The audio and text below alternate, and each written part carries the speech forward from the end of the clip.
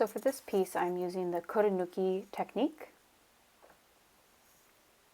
All right, so the first thing I need to do is shape it. Make sure that you have wedged clay, and the exact shape and size is really up to you. This is a really versatile technique.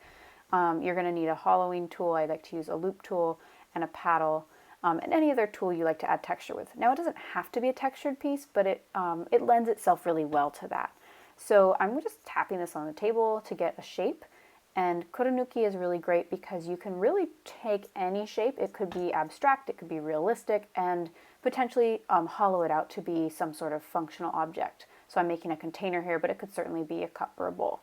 So I'm just tapping this onto my table and taking a look at it. I have a rough idea of what I want to do, but I'm also really paying attention to what it looks like as I go.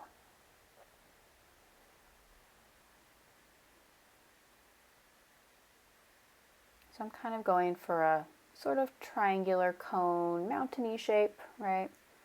And I'm going to add a lot of texture to mine, just that's a preference of mine.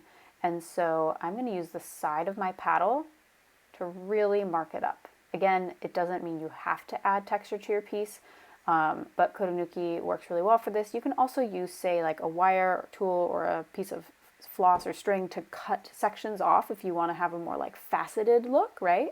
Sort of like gem-like, that's also an option. So play around, and because it is solid and it is a pretty fresh piece of clay, you know, it's pretty forgiving, right? You could work on it and then decide you don't like it and re-wedge it or carve some away, add some more clay. So that's the great thing here, is you're just kind of playing around with shape and form until you get something that you're happy with.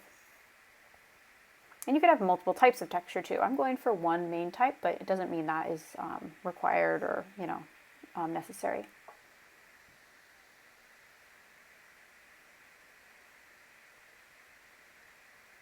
And notice I'm really turning it around a lot. I'm not only just to add the texture, but to really pay attention to what it looks like at all points of view.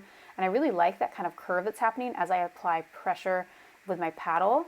And so I kind of like that it's creating these little feet at the bottom. So I'm going to really go for that and exaggerate that a lot more and think about where I want those to be located. All right, so you would continue to shape until, like I said, you're happy with where it's at.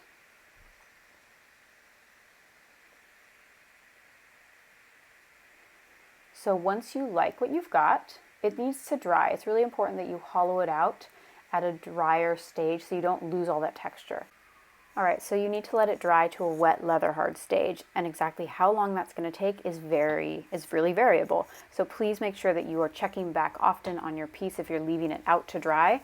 I find that leaving it out to dry is better than hair drying because it's really about the whole piece needs to be a little bit drier, not just the exterior.